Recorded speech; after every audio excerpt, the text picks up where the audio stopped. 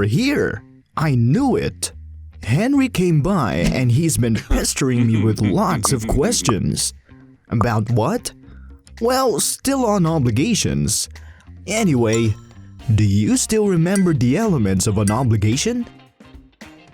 Good. One of the elements of an obligation is the object, or prestation. And prestation consists of what? Aha! You're right. Prestation is the conduct to be performed by the passive subject, which may consist of giving, doing, or not doing something. Having that in mind, we therefore call the obligations according to prestation as obligation to give, also known as real obligation. Obligation to do and obligation not to do, otherwise known as personal obligations. What can a person entering into obligation give? A thing? Yes, a thing. A thing may be classified as determinate or specific and indeterminate or generic. I am tempted to say that these words are self-explanatory and can be searched in the dictionary. But I know, Henry, you won't let me off the hook.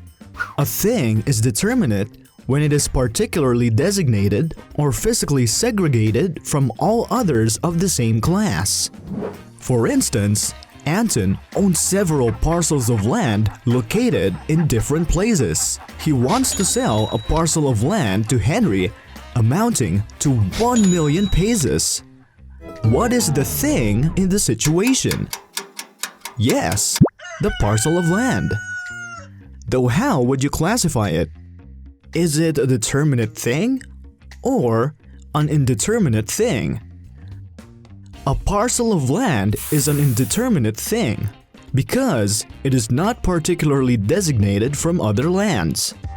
But if Anton sells his one and only parcel of land, then the thing becomes determinate. Or if Anton sells a parcel of land located at Quezon City with a transfer certificate title number T-99958-B along with a technical description, then the thing is also classified as a determinate thing. How about the amount of 1 million pesos? It is indeterminate. But when the serial numbers and the denomination of the 1 million paper bills are mentioned, then it becomes determinate. Why is it important to know if the thing is determinate or indeterminate? Let's take a look at the sales transaction between Henry and Anton.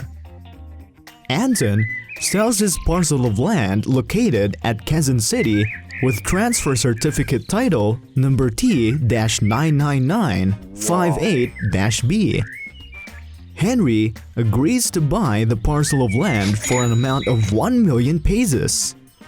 Upon determining the parcel of land to be sold and the payment amounting to 1 million pesos, they cease to become generic things. They become specific or determinate things, and it is important to know whether the things are determinate because a party giving a determinate thing has the following obligations. First is to deliver the thing.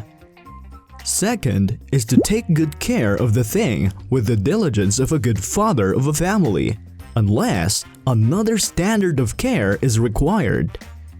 Third is to deliver the fruits of the thing.